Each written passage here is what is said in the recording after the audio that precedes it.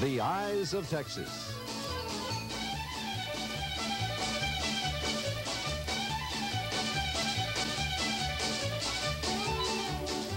Hello, everybody. I'm Ron Stone. Welcome to another edition of The Eyes of Texas. We're glad you could join us as we make a quick trip around this great state. We'll go to South Texas to visit a man and his museum. We'll go up to Pack Saddle Mountain to see folks fly through the air with what looks like the greatest of ease. We'll visit a grand little chapel in the hill country, a zoo that is made up of animals native to Texas, and we'll begin our trip in Dallas County. Jim Lemons is retired now and living a cozy life in Richardson. He's earned it. He's completed that cycle from a tiny farm in East Texas to the big-time business world of Manhattan. And at 76, Jim has an awful lot of memories, some good, some bad.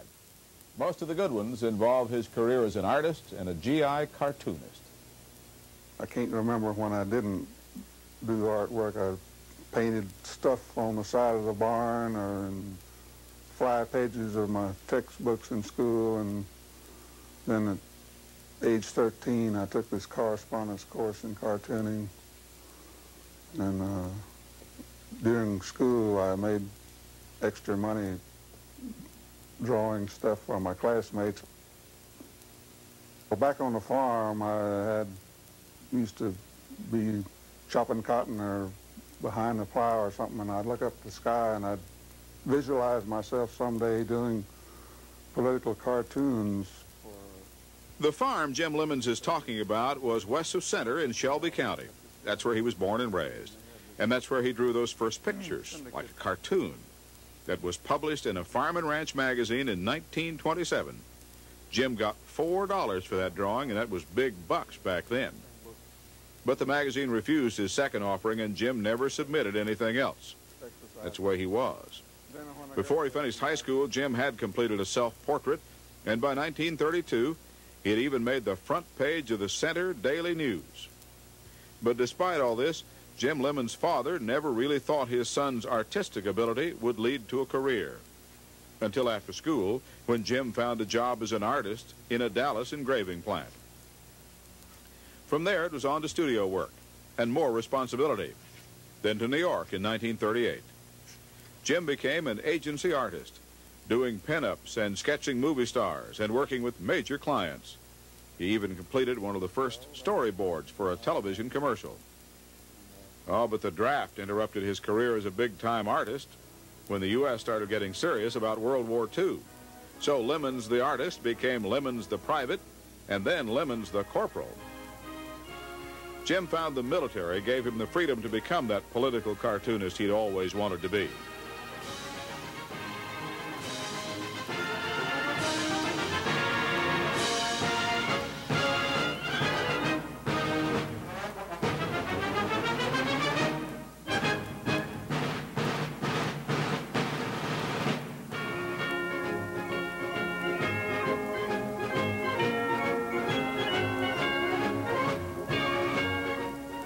He never made it overseas, but from military bases in this country, Lemons and his cartoon characters like Private Punko and Private Pruneface helped the fighting man forget about some of the bad times and think about some of the good times. Sometimes Lemons produced a chuckle. Often he brought a tear. But every time his GI sketch pad appeared in print, it interested and entertained the fighting men overseas. Jim Lemons of Richardson never saw action on the battlefield, but he served the best way he knew how. His weekly drawings took pot shots at the enemy, and the statements he made with his pen were as accurate as the Allied guns were on D-Day.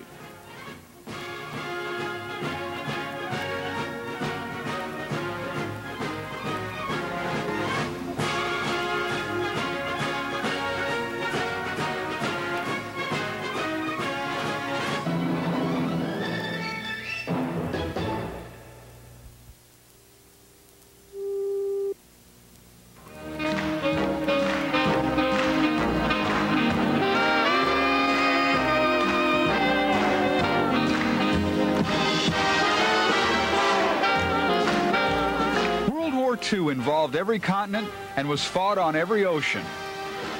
From it, America emerged as a world power, and the war effort brought out our national pride as nothing else could. Each sailor, soldier, and civilian was asked to do their part, and they did it. This is it. This is what I did in World War II. That's my son say, "What did you, Daddy, what did you do to win the big war?" Well, this is it. Jim Lemons was a corporal during the Great Conflict, stationed stateside. His war effort was a little more artistic than a mess or a drill instructor's. He was a cartoonist. I felt that I was contributing and that I helped the morale of the troops. The pinup may have been the biggest morale booster of the war. Jim did hundreds of them. He also portrayed the average GI in a comic strip, Private Pruneface, distributed widely to armed forces newspapers. And his most famous artwork was a touching portrayal of an American soldier and his letter home. P.S. I hope you are having fried chicken and hot biscuits the day I get there. When the war ended, Jim headed for New York. Well, I went back to Madison. I was there when I got in the war, yeah. And his characters went from Hollywood pinups, well, to something else altogether. For 20 years, he was the man behind the most familiar face in the dairy industry, Elsie the cow. She and her family just got to me like almost part of my own family. I mean, that's the way I felt about it. Even though he wouldn't go back through the war for anything, and who would, Jim says it represents his greatest artwork to date. No wonder that even today, when he dabbles with some freelance work in his Richardson study, he remembers 40 years ago like it was yesterday. I run it over and over in my mind a lot, you know, just, in fact, I even dream at night about it. John Pronk, Channel 8 News, Richardson.